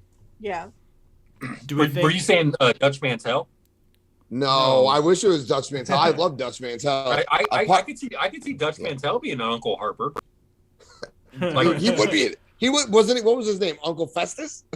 Yeah, but I Yeah. totally see him coming in as an Uncle Harper, and like that's a very respectful way of getting Luke Harper's memory continuing. But do you really need Dutch Mantel's mouth with Bray because they both are great great talkers? No, yeah, no Dutch Mantel. No Dutch Mantel. I love a Dutch. I love me a We Dutch the Mantel though. Dude, he's still so good, man. Even his Twitter account, when he tweets, he doesn't tweet often, but when he does, that guy's got a mind for the business for sure. Dude, if you get 30 minutes with that guy, and I've never really had 30 minutes one-on-one, but I've sat in a locker room and listened to that dude talk to other veterans, and I'm just like, oh my God. Like him and Les Thatcher one time, they just were going, just talk. And I'm like, dude, I'm ashamed that I didn't take notes. You are the literal fucking fly on the wall of that conversation. Yes, like I am ashamed I didn't take notes. I wish I wish I would have brought a notepad and pen that night. What if Uncle Harper and Uncle Howdy are just like the 2022 version of the Godwins? You know what I'm talking about? Yeah. What if they're just a new tag team? Like a new tag team? Mm-hmm. Yeah, cool. That's exactly what I meant. Like some silly new debuting thing. Yeah, I'm down. I could see Triple H being behind something like that. Some like golden era, PG era tag team where it's just a good working tag team that has a gimmick. You know, Uncle Harper, Uncle Howdy, they come out, they look like just a bunch of good Southern good old boys in their coveralls or whatever they want to do, and just give them just a stupid Southern gimmick. And I can say that. I'm a stupid Southern guy, right? I'm allowed to say stuff like that. But, like, play the gimmick up. And, I mean, come on. Everybody south of the Mason-Dixon knows somebody named Uncle Howdy. You know what I mean? Or Uncle Harper. Like, everybody. Will, what if Rowan came back and he was Uncle Harper? Like, they fucking put, like, a huge spin on the role. Like, that would be the only acceptable, like, Wyatt thing that I think if they were going to give it to somebody, I think Eric Rowan would make the most sense because he did so much work with Brody Lee, Luke Harper, and WWE as long as they were together. I think that would make the most sense. If somebody was going to be Uncle Harper, it would need to be Eric Redbeard, for sure. Yeah, but I think he's so recognizable. It'd be so difficult for people to, well, I don't know. They change names all the time. Walter, Gunther, Tito, the Matador. Matador. We love the Matador. Captain Howdy is from The Exorcist. So yeah, Uncle Howdy. Yeah. Oh, that's what he told her. Shit. Her name was at first. I just saw that on the group. So this is right now. This is definitely going to be some sort of fucking Wyatt 6 shit then for sure. 6 shit then for sure. Maybe it is Vincent and Dutch. Maybe that's them. You know, you got the dark hair guy and Vincent. You know, Dutch could be Howdy. It could fit.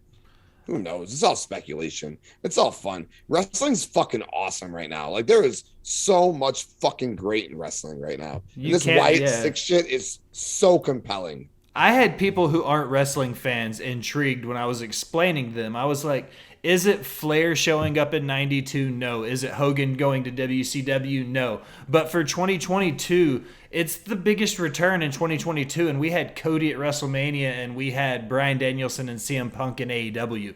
Like, this was equal to or bigger than CM Punk's pop in Chicago. You know what I mean? Like, it was groundbreaking. Like, not groundbreaking in a sense like, oh, God, he's going to change the game, but, like, the ripple effect that we felt in wrestling in 2022 was so big because of Wyatt's return. You know, will we talk about it in 25 years? Maybe not, but in the moment, it was huge. Yo, Stone Cold wrestled a match this year, and nobody is talking about it. Stone Cold Steve Austin, arguably, and again, you know, I think if Ritter is still here, I said it. Hogan, my GOAT was Stone Cold. Then I convinced myself again it was Hogan. I went back and watched a ton of Hogan. It ain't Hogan. Austin's the GOAT. The GOAT came back and wrestled a fucking match this year, and nobody is talking about it. Fucking 2022 wrestling. Let's go. Your GOAT only was on top for like 3 years. 3 years. But Hogan's, goddamn it. But yo, trust me, I made this argument 155 times, bro. Hogan made wrestling what it was in the WWF. He made the biggest heel turn ever in WCW. But when I go back and actually watch him, he fucking blows. It fucking blows my mind how badly he blows. You know what? It's not even his WWF stuff that blows. Everything WCW he does sucks. His one heel turn, one night was great. Everything after the NWO, horrible. He's stopping a mud hole. Steve, try to at least touch the guy. Try to at least touch him with those kicks. And this made the business right here. All right? I can't hear you. Trust me.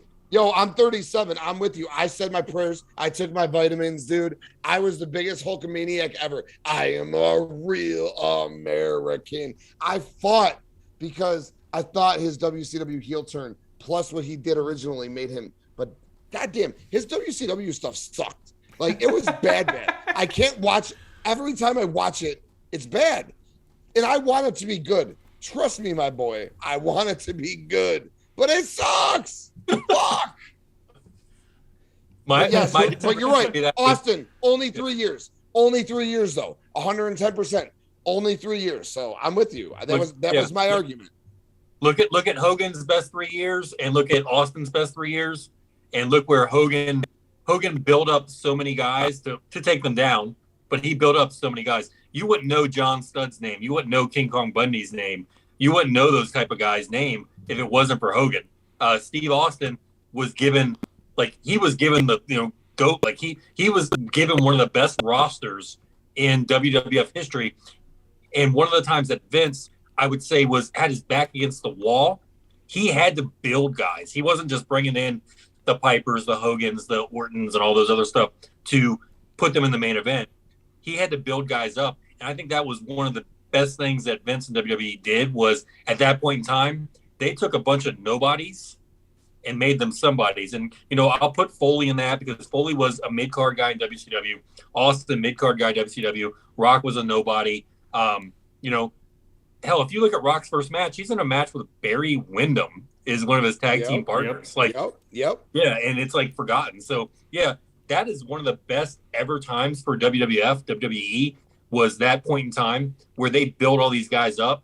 And Vince, I think at that point in time, showed that he was truly a good promoter. And again, we also have to, a lot of what happened with Austin happened organically. Like, I love Austin again so much. I was in the crowd at WrestleMania 13. My grandpa took me. When they fought in the crowd at that match, my grandpa's been deceased since 2001. Bret Hart whacks my grandpa on the shoulder as they're fighting through the crowd. Like, it is so cool. When I want to go back and see him, I freeze it. I can circle him. It is dope as hell. But the double turn happened organically on its own. The Montreal screw job elevated Stone Cold tenfold because who's the greatest heel of all time? Vince McMahon. Nobody's a better heel ever than Vince McMahon. So if Vince wasn't there, maybe Stone Cold's not the GOAT. And Hogan really didn't. Hogan had 100 different people he could go against because, like you said, he put Andre there, King Kong Bundy. You built up the promos with $1 Million Man, with Mr. Perfect. Austin had The Rock, Triple H, Foley, but it was only 3 years. Trust me, I've had this argument. I'm back and forth on it. And Austin had the luxury of the Attitude Era and the Montreal screw job. Like, if Bret doesn't spit in if Bret doesn't spit in McMahon's face, does that Austin McMahon feud really ever take off? Who knows? Right. So, he made regional guys. Like, I'm going back to Hogan. He made regional guys like seem like main eventers. Like, again, Stud, if you look at his whole career, not that impressive. Bundy, definitely not that impressive. Right. Unless you watch his Married with Children stuff. Earthquake, Big Boss Man, who was a mid-card guy. I know Dusty tried to put him over in the WCW or NWA. Stop trying to sell me on Hogan as the GOAT, all right? Stop it. I'm going to say something nice about Hogan, and this will be one of the first few times I do. If you really want to see great Hogan work in a ring, okay?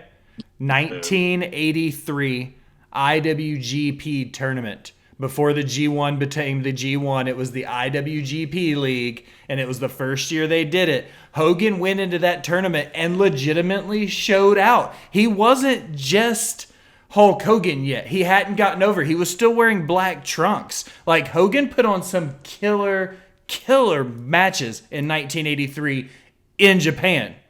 But was it fan fiction? Fan fiction. Too, yeah, that was and the thing about, like, Hogan at that point in time was he wrestled the style that he had to be. Like, whatever territory he went to, that's where that's how he wrestled. And he was trained by Matsuda, who's obviously a Japanese wrestler, so he knew that strong style wrestling that they liked over there. So I don't know. Anybody, like, again, Hogan and Austin, the only thing I ever put Hogan over more with Austin or Rock was longevity. Rock comes back periodically, like every decade. If Hogan could still come back, I'm sure he would. Last year. These guys love the spotlight, and the character build's important. So who's your Mount Rushmore then? Who's your top 4? Hogan, Flair, Rock, Austin. No, again, I think longevity. I've got to look at a guy like Harley Race, who was there. You're an old school guy. I like him. Because Bobby's old. Yeah, well, even in Race's downfall, in WWF, he still had a main event mid card, feud. Another guy that Hogan put over, and the rumors, that Race had pulled a gun on Hogan years earlier in the locker room. So, and the fourth one, it always rotates. I know people get mad, if I don't say Undertaker or Rock or Austin, those guys. I just don't see. It's your what they really Rushmore. Did. That's what I was going to say. When I tell you mine, they're not on mine, but it's because these are my four favorite wrestlers. Yeah. My four are always Bruno, Brett, Mick, and Sean. Like Mick Foley's my favorite wrestler. I feel like he changed when he came into WWF after going through WCW and ECW and the territories as Cactus Jack as long as he did. And when he became Mankind and, came in with Paul Bearer and everything after that and then incorporating Dude Love and Cactus Jack like back into WWF, I thought Mick Foley changed wrestling going off the cage in 98. Sean's, in my opinion, the best pure performer to ever do it. Both in-ring work, mic work up there. Brett's the best technical wrestler to ever do it, and Bruno was the best for the longest. And my fourth would be Bobby Heenan as a just pure pro wrestling character. True, he's the best manager to ever do it, in my opinion. Yeah, ever, not even close, not even close. Yeah, I'd say close, but not. He didn't have the longevity that Bobby did. Who do you got close to him? Cornette. I love Cornette. Heyman's great too. Jimmy Hart is fucking fantastic, dude. Sensational. Sherry's up there for sure. My Mount Rushmore, I think you got it when I asked you. It's Hogan, Austin, Flair, Rock. It's pretty fucking cookie cutter. Shawn Michaels was for the longest time in there, but as I got to thinking, Rock means more than Shawn Michaels. I know Shawn Michaels did it for longer, but Rock is the Rock, dude. And Sean was a fuckboy, man. He was Sammy Guevara before Sammy Guevara, dude. So maybe that's why I'm such a Shawn Michaels fan. Yeah, and ask Will, Jimmy Hart saw him naked one time. Dude, I was going to bring that up, and I didn't want to make it about me. I saw it in your face. I had been... so this is June 2021. I had just been diagnosed with leukemia. I'm like 3 days into a hospital stand that ended up being like a month long, like 30 days. So Bobby FaceTimes me in the middle of the day. It's like 11:30 in the morning on a Friday. And I'm like, why the fuck is Bobby calling me at 11:30 in the morning on a Friday? So I answer the FaceTime expecting something wrong.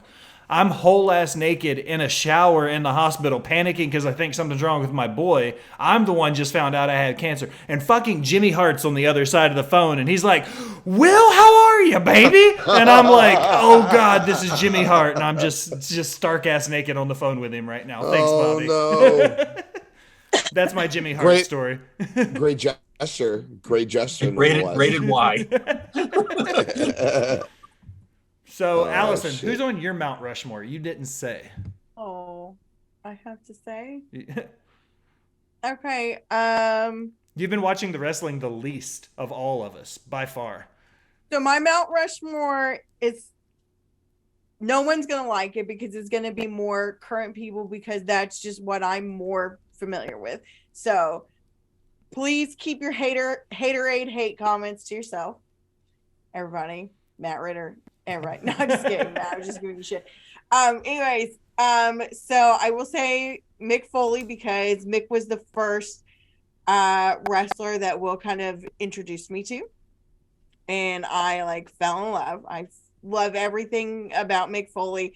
And he's like, again, I add this personal component into it. He's such an amazing human being. Mm-hmm. And so while in addition to Will's little story about Jimmy Hart, so I got him a cameo from Mick Foley while he was in the hospital, and usually cameos are 30 seconds to a minute. He told a 3-minute long story about just a personal story, and it was so incredible. And then when Will was done with like when he was in remission and stuff, I had Mick do another cameo. He fucking remembered the first cameo, referenced it in the second, like told this video was like, I think what, like 4 minutes? Yeah, it was another 4 or 5 minute long thing. Yeah, and then when we met him at StarCast when they were in Nashville, he remembered us.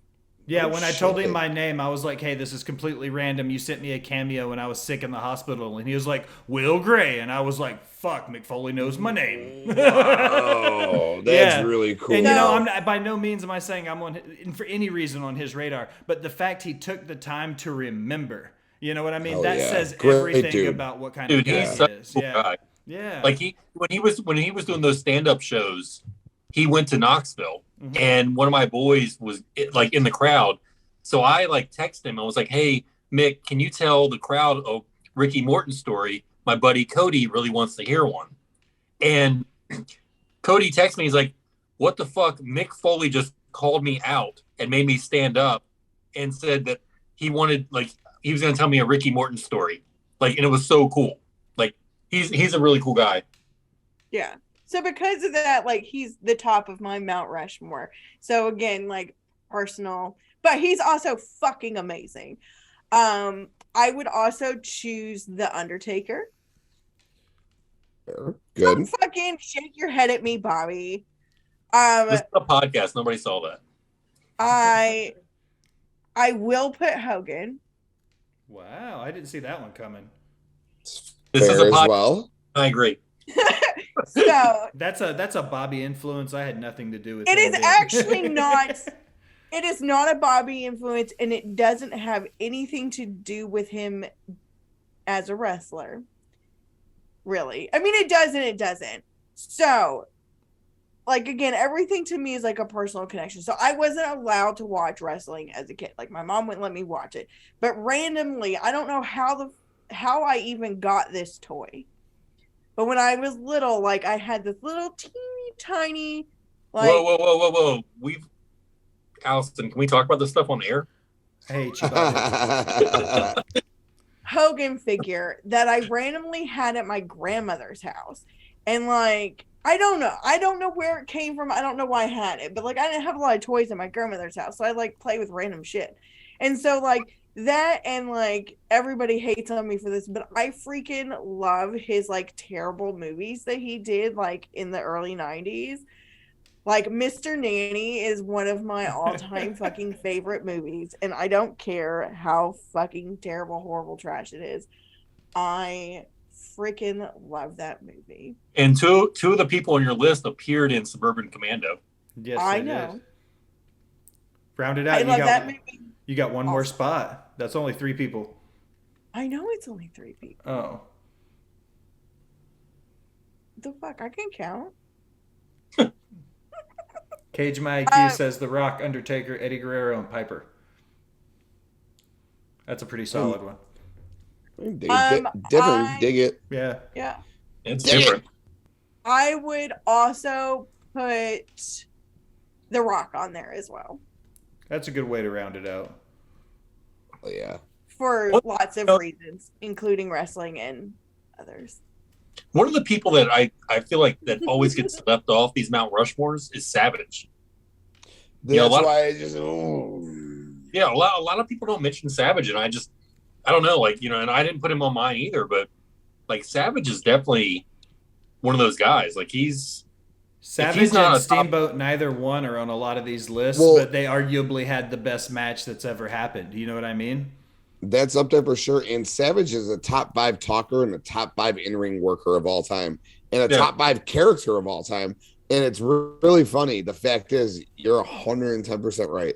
Nobody, and I mean nobody, ever puts him on their Mount Rushmore, and nobody really ever talks about him in their top 5. And at the end of the day, if you were to do, like, I like to do list drafts, averages. If you were to put something on paper, list all these guys, attributes 1 through 5, rank them. Savage, top 5 in ring, top 5 on the mic, top 5 character, longevity. Guess what? That's what I was thinking. Never, ever brought into the fucking Mount Rushmore or top 5. So fucking facts, baby. Facts. Yeah. I totally agree, 100%. Savage from territories to WWE, WCW, even Impact that one time. Like Impact that one time. That one time in Impact. But for him, like when he went to WWE, he was already considered an older guy. Yeah, like he was already an older guy when he went to WWE. Like he was, like in those like the 30s. Like he was already old. He came to WCW because Vince wouldn't let him wrestle anymore. And look how old. Yeah, look how big he got in WCW, and he changed his character so much. Like people talk about Jericho always changing his character. Savage went from the 3 stars on his trunks to the King gimmick to the whatever that cowboy hat was, and all that stuff, and then NWO, and then ended up with that whole all fit. Like Savage is one of those guys. He morphed with the times, and it's weird. Again, like I'm almost ashamed too. I don't put him on my Mount Rushmore, but the dude definitely belongs in those top 5s. Like he's at Mount Rushmore +1. Yeah, facts. All right, guys. This is my favorite part of the episode. You guys plug your stuff. I do the outro, and we go home. Tim, you're up. Tell them where to find you, what you got going on, where your things are, all of it. Yeah, absolutely. First and foremost, thank you guys so much for having me on. It was an absolute fucking blast. Nice to meet you all officially and talk to you. Yeah. Yes. Hell yeah. But yeah, you can find me, the Wrestling Index podcast, on all major audio platforms, Visionary Global Media Network. Always appreciate Chad for putting my audio on there. But Floor Slapper Sports YouTube, that's my focus. Get at it. Floor Slapper Sports YouTube. We got plenty of NFL content, fantasy football, and my Wrestling Index podcast on there like 3 times a week. Doing my thing. FloorSlapperSports.com. NFL, fantasy football, mad wrestling content. Get on there. Guys, appreciate you so much for having me on. Allison, pleasure to meet you after all these years. Ew. Thank you so much. Always a pleasure. Bobby, you're up. Let's see. You can always find me on TikTok at Yellow Shoe Guy. You'll find wrestling content on there now. A lot of Oculus content on there. So anytime you want to just get pissed off at me, then just go on TikTok at Yellow Shoe Guy. You can find me on Twitter as well. My opinions, they matter to me. So maybe they'll matter to you too. And then as well as Twitch. And of course, my accounting page. Always find me on there for dad bods. Miss Siegel? You can find me on Tweeters and the TikTokies, JustAGirl918. I am now up to 128 followers on TikTok. I am trying to get to 1,000 so that I can go live with Mr. Mac here on the TikTok. Please help me. My incentive to getting people to follow my TikTok, if you don't follow my TikTok, is once I get to 1,000, I will set up an accounting page that will be much more successful than Bobby's. People might actually want to pay for my content. You can also check out on Sunday. We will have a new Heel Support Group comic. If you don't know what the Heel Support Group is, I take my wrong side figures and we do a little comic story time. It's pretty fun. We've got cast of peeps here. So check that out some point on Sunday. What else? You play with a lot of toys, Allison. I'm not even going to touch that with a 10,000-foot pole. Not going anywhere near that one. Nope. We don't have an HR director at Botched and Chair Shots yet, and I'm glad for that. I applied. I did apply. Yes, and I denied your application as I am the boss. In fact, never mind. Yeah, so that's my stuff. Follow my shit. You can attempt to follow me on Instagram. I might accept you, but my Instagram is for the friends, but I might be feeling nice and accept you. But really, follow me on Twitter and TikTok. I'm almost to 900 on Twitter. Nice. Follow Mr. 8984, that's RN, over at The Rewind. Follow the Kai Tai Show, the host of The Rewind, and UWO. He is the fearless leader of the Smack Raw Podcast Network. Follow MATTRIDDER, Matt Ritter, and Katie Kinsey Baby Wrestling. Follow Vince, SES Vince at the Straight Talk Wrestling Podcast. Follow Wrestling with the Truth. Follow the Hill Truth Podcast. Follow Tim Kink, the Wrestling Index. But Marie Shadows. And Marie Shadows. Follow Marie too. But now as we close another episode of Botched, Pause, and Chair Shots, I want to take a minute and thank you for listening. Remind you to go wherever you do anything on the internet. Like, follow, subscribe, unsubscribe, then subscribe again. Leave a comment telling me how great I am or how terrible we sound. Either way, it helps the algorithm and it helps find new listeners. If you're feeling really generous to be one of the VIP people, head over to Smacked Raw Podcast Network and donate to the Smacked Raw cause. You get some fantastic swag. We get some fantastic guests. It's a win-win. For the Wrestling Index, Tim King. For the Yellow Shoe Guy, Bobby Mack. For the Boss Bitch, Miss Allison Siegel, I am the Will Gray. Thanks for stopping by and listening, my people.